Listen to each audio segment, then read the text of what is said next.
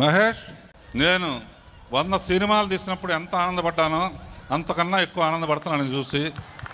Trivikram, super star Mahesh Babu కాంబోలో తెరకెక్కిన చిత్రం గుంటూరు కారం. ఇక ఈ సినిమా సంక్రాంతి కానుకగా జనవరి 12న రిలీజ్ కానుంది.